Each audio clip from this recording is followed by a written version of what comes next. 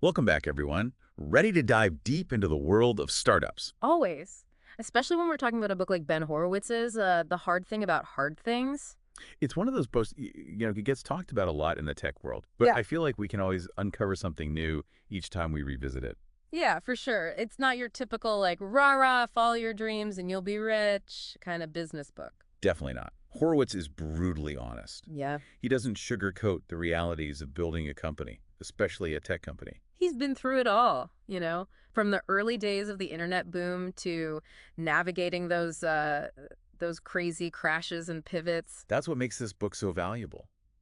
It's not just theory, it's battle-tested advice from someone who's been in the trenches. Exactly. And he started, right in the thick of it, working at Netscape during the dot-com boom. That was like the wild west of tech. I can only imagine the chaos, the energy, the pressure. It was a breeding ground for, innovation, but also brutal competition. And that's really where his perspective comes from. So he's writing this book to kind of share those lessons, the ones you don't get in a classroom. Right. He wants to prepare you for the stuff no one really talks about, the tough decisions, the setbacks, the things that keep you up at night. The stuff that makes you question whether it's all worth it. Exactly. He actually shares this crazy anecdote about an email he got from Mark Andreessen, like the very day Mark was on the cover of Time magazine. No, yeah, I remember that.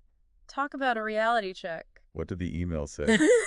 I'm dying to know. Well, it wasn't exactly a congratulatory note. Mark was basically like, hey, our product's getting crushed. We're losing ground fast, and it's your fault. Ouch. Yeah, it was brutal. But I think that story really highlights the point Horowitz is trying to make. Even when you're at the top, there are these hidden struggles, these intense pressures that no one sees. It's like you never really arrive, do you? There's always another challenge, another fire to put out. Exactly. And that's the kind of mindset he wants to instill in you. Be prepared for the tough stuff, the hard things. And one of the first things he talks about is the importance of people. Take care of the people, the products, and the profits in that order. I love that. Yeah, it's kind of counterintuitive, right? In the startup world, you'd think it'd be all about the product or the bottom line. Right. But he's saying people come first. Why do you think that is? Well, think about it. When you're building a company, especially in the early days, everything feels uncertain. You're constantly pivoting, iterating, trying to figure things out. Yeah, it's a roller coaster for sure. So in that environment, the one thing you need more than anything is trust. You need a team that believes in you, that's willing to go the extra mile, even when things get tough. It's about building that loyalty, that sense of shared purpose, that everyone's in it together. Absolutely. And when people feel valued, even when you're making tough decisions, they're more likely to stick with you. Makes sense. Mm. You can't build a great product or make a profit if you don't have a team that's in it to win it with you. Exactly. And Horowitz doesn't just, preach this. He actually lives it. Yeah. Remember that story about the offsite meeting he held at that motel in Santa Cruz? Oh, yeah, when the company was going through a really rough patch. Things were pretty bleak. And instead of trying to sugarcoat it, he basically gave everyone an out. He said, look, if you want to leave, I understand. I'll even help you find a new job. Seriously. He just laid it all out there like that. Yep, he was radically transparent. That's bold. I mean, most CEOs would be terrified of losing their best people. He knew it was a risk, but you know what? Most people chose to stay. Wow. So by being honest, by being vulnerable, he actually strengthened the team's commitment. It showed them that he trusted them, even in a moment of crisis. And that trust, it's like a currency. It builds loyalty and a willingness to go above and beyond. It's a powerful example of how doing the right thing, even when it's hard, can actually be the best business decision. And this commitment to his people also showed up in how he handled layoffs. Even when the company was struggling financially, he went out of his way to treat departing employees fairly. So it wasn't just about cutting costs. It was about doing right by his people, even in a difficult situation. Exactly. And that kind of, that integrity has a ripple effect. It builds your reputation, attracts talent, and ultimately strengthens the company's culture. And speaking of challenges, one that really stood out to me in the book was that near-death experience with EDS, their biggest customer at the time. Oh, yeah, the EDS crisis. That was a nail-biter. They were so reliant on that one customer for revenue, What happened? Well, EDS started having all these technical problems with their product. I can only imagine the stress. It's like having all your eggs in one basket, and the basket is falling apart. It was a dire situation. Horowitz knew they had to act fast, so he came up with this 60-day plan to save the account. Okay, so a ticking clock, mounting pressure. hmm What did the plan involve? It was a multi-pronged approach. First, they had to solve the immediate technical issues. Yeah, put out the fires, get the product working. Right. But beyond that, they needed to show EDS that the partnership was still valuable, that they were committed to their success. So it wasn't just about fixing the bugs. It was about rebuilding trust and demonstrating that they were in it for the long haul. Exactly, and that's where the acquisition of Tangram came in. Tangram. Yeah, they were a smaller company with a product that, like, perfectly addressed a specific need for EDS. So they found this hidden gem, this strategic asset that could really strengthen the partnership. Yep, it was like a Hail Mary pass, Yeah. and it worked. Wow. Talk about thinking outside the box. It was a huge gamble, but it showed EDS that they were willing to go above and beyond to make things right. It's a great example of how a crisis can force you to be creative, to find solutions that you wouldn't have considered otherwise. Absolutely. And, this experience taught Horowitz a lot about the importance of having a big deal person on your team. A big deal person. Yeah, someone who can think strategically, negotiate effectively, build strong relationships with key clients, someone who can, like, close those big deals. He's talking about someone like John O'Farrell, right? His Right. go-to guy for those high-stakes situations. Yep, exactly. And it highlights the importance of, surrounding yourself with talented people who have different strengths than your own. You can't do it all yourself. You need a team that can complement your skills and fill in those gaps. Absolutely. And it's not just about having a diverse team, it's about being willing to delegate and trust your people to make important decisions. Which can be tough for some CEOs, especially those who are used to being in control of every detail. It's a challenge for sure. But as a company grows, it's impossible for the CEO to do everything. You have to let go, empower your team, and trust that they'll make the right decisions. Exactly. And sometimes that means, making difficult decisions about who's best suited for those leadership roles. Even if it means replacing people who are loyal, but maybe lack the necessary experience or skills. It's a tough call, but sometimes it's necessary for the company's survival. And Horowitz is really honest about how difficult that can be, especially when it involves, replacing close friends. He talks about having to make those kinds of decisions and how painful they were both personally and professionally. But ultimately, he knew it was the right thing to do for the company.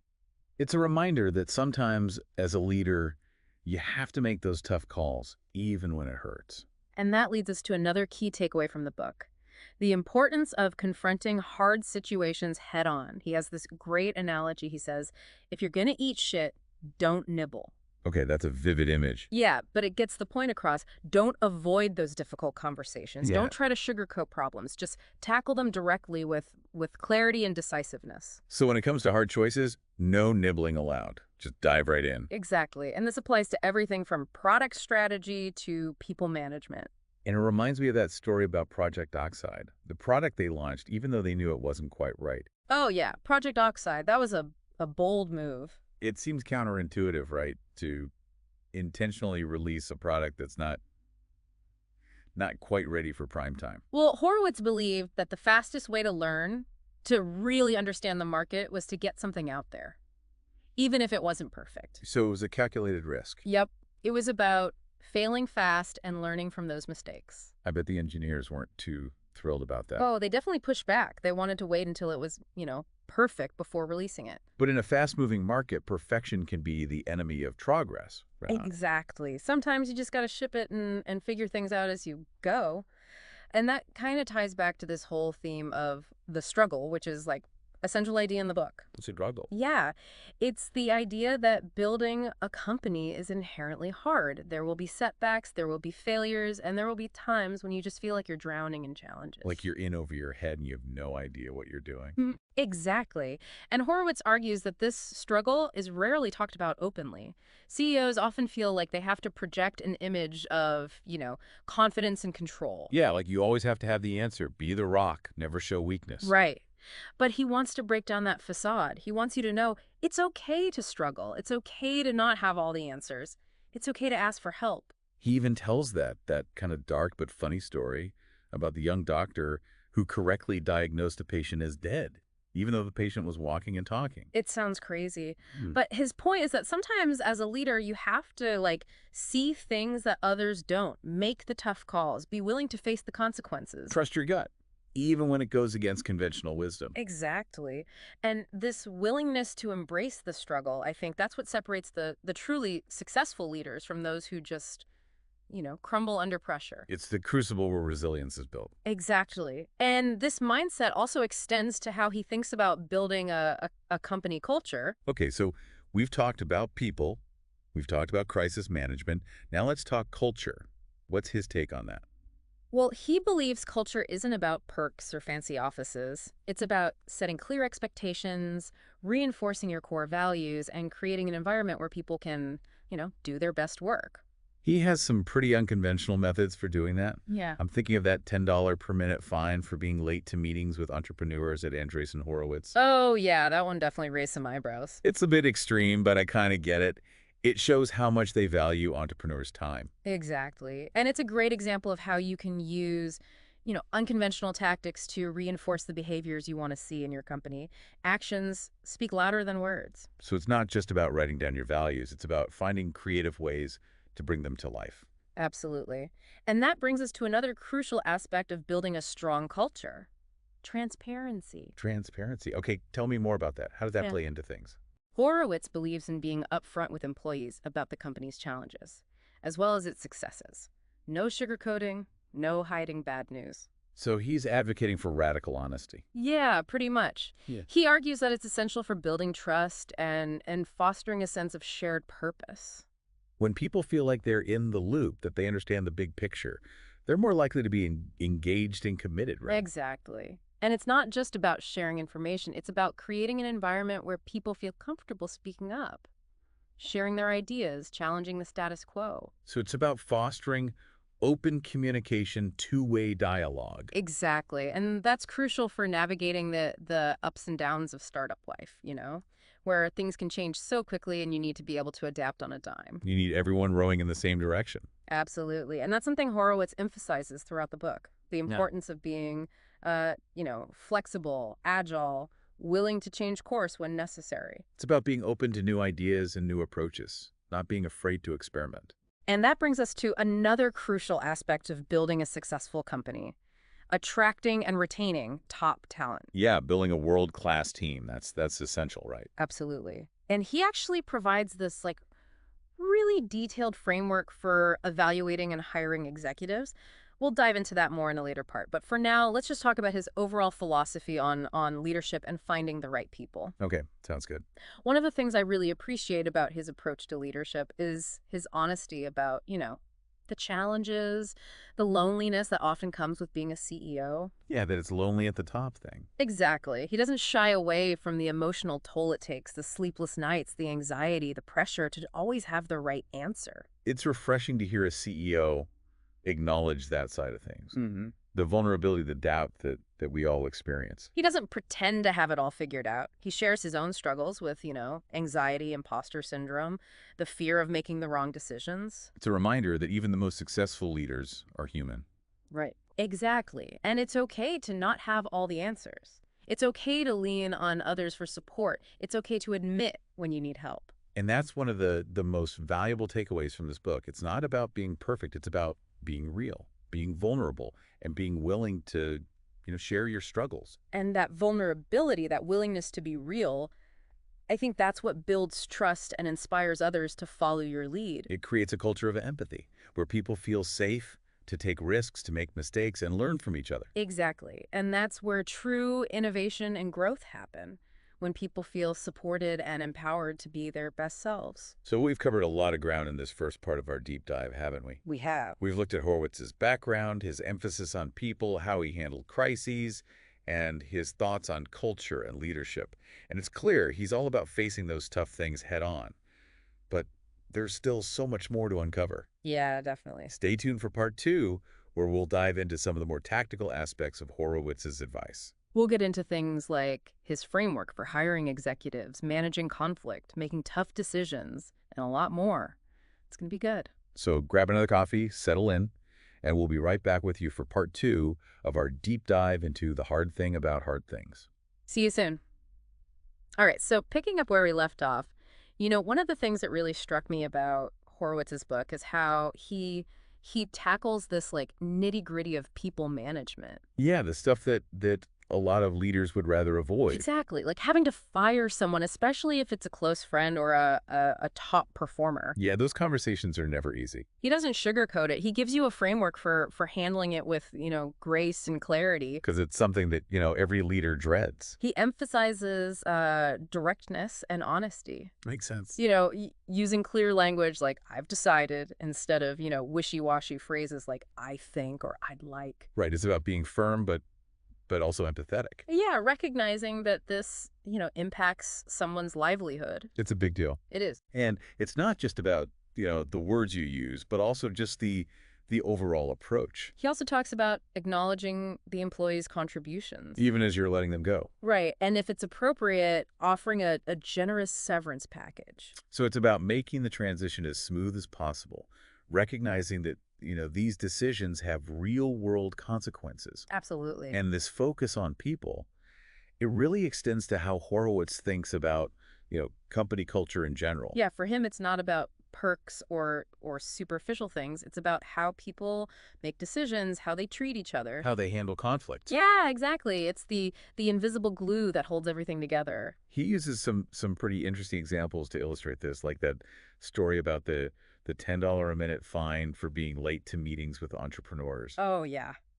That one definitely gets your attention. When I first read that, I was like, whoa, that's intense. Well, But it really drives home the point. it does. It's about creating a culture where everyone understands that, time is valuable. And respecting other people's time. Absolutely. It's a pretty extreme example, It is. but it's effective. It is. And he also talks about, the importance of giving direct and honest feedback. Even if it's negative. Yeah, having those tough conversations. Early on, rather than letting problems fester. Because avoiding them, it just makes things worse in the long run. Absolutely. And I like that he acknowledges that this can be difficult even for experienced leaders. He talks about how he developed like a case of CEO Tourette's. He couldn't get through a sentence without swearing. Oh, man. I can relate to that. Sometimes the pressure just gets to you. Right. But it highlights the importance of, self-awareness for leaders. Knowing your own strengths and weaknesses. Yeah, and being willing to adapt your communication style based on the situation. You got to read the room. Exactly. And I think this ties back to, Horowitz's emphasis on continuous learning. Yeah, even for CEOs. He's not afraid to admit his own mistakes. And share the lessons he's learned. Like that story about how he learned the importance of training his employees from Andy Grove. Andy Grove, the CEO of Intel. Yeah. Apparently Horowitz, he initially resisted Grove's advice to invest in training, Thought it was a waste of time. Yeah. But then he was shocked by how much his team's performance improved. Just from implementing a simple training program. It's amazing how much of a difference something like that can make. It is. It's like even the most experienced leaders, we can all benefit from fresh perspectives. It's about staying humble. Yeah, and recognizing that there's always more to learn. And that commitment to continuous learning, it should extend to the entire company. He's a big believer in building a culture that embraces feedback. And learns from both successes and failures. He uses this great analogy. He says that bad news should travel through an organization as fast as routing protocols and data networking. I love that. Get that information flowing. Exactly. So you can address problems quickly. Okay, so we've talked about people management, company culture. Now let's dive into one of the meatier topics.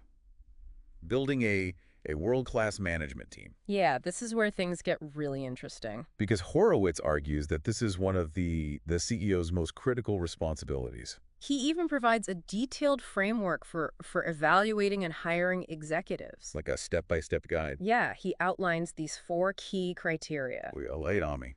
First, will the executive be, world-class at running their function? So they got to be the best at what they do. Right. Then are they outstanding operationally? So not just a visionary, but someone who can get things done. Exactly. Okay, what else? Will they make a major contribution to the company's strategic direction? So they got to be able to think big picture. Yep. And finally, will they be an effective member of the team?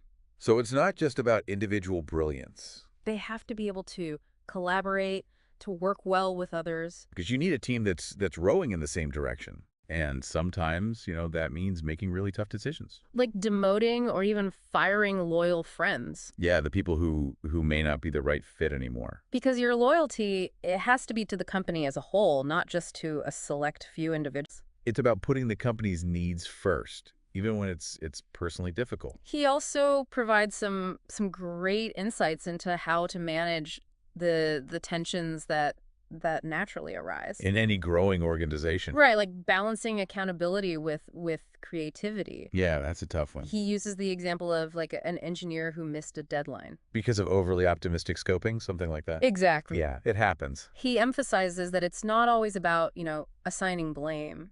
It's about understanding the context. Right, the difficulty of the task, whether the risk taken was ultimately the right one. So it's about creating a culture where people feel safe to take risks. Knowing that it's okay to fail. As long as they learn from those mistakes. Absolutely. And Horowitz, he really challenges the idea that CEOs should always shield their teams from bad news.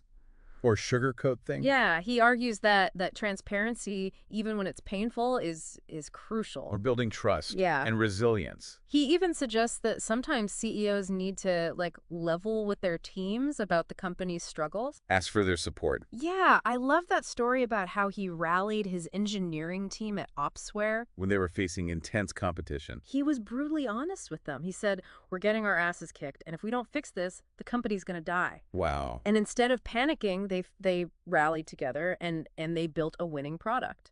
It's incredible how powerful honesty can be. People want to be part of the solution. But they need to know what's at stake. Yeah, and they need to trust that their leaders are being straight with them. And this kind of leads into another theme that Horowitz explores, the loneliness of the CEO. Yeah, that sense of isolation at the top. You're making these tough decisions, the pressure's on you. And you don't really have peers who truly understand what you're going through. He talks about his own experiences with anxiety, sleepless nights. Yeah, even physical illness brought on by the stress. It's a reminder that CEOs are human too, right? They need support. He emphasizes that it's crucial to find ways to manage your own stress, to build a support system. Outside of the company. Could be mentors, advisors, friends. Even therapists. Just people you can confide in. People who can offer a different perspective. He even talks about some practical techniques for calming your nerves. Like writing down your worries, making lists, seeking out perspectives from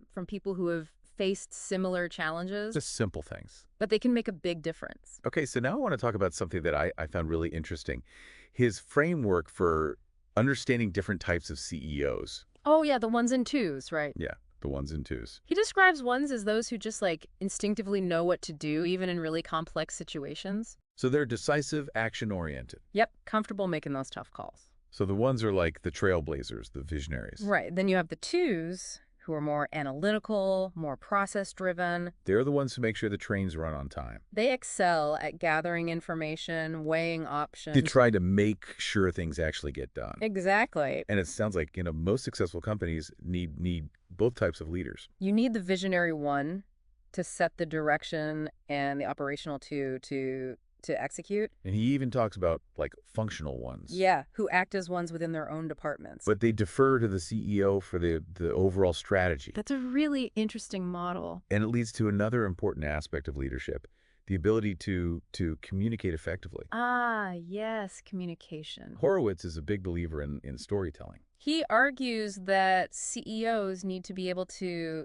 articulate a clear and compelling vision. For the company. Both internally and externally. He actually says that in good companies, the story and the strategy are the same thing. It's about weaving a narrative that connects the dots between the mission, the goals, and the contributions of each individual employee. It's about giving people a sense of purpose, something bigger than themselves to believe in. And this brings us to another crucial aspect that Horowitz emphasizes. The importance of knowing when to pivot. Yeah, being willing to change course. Because sometimes you have to abandon a cherished idea. Even if you've invested a lot of time and resources. He uses a great example from his own experience, his decision to abandon Loudcloud's core business. And focus entirely on Opsware. Even though it meant laying off a lot of people. Essentially starting over. It was a huge risk, but it paid off. It did.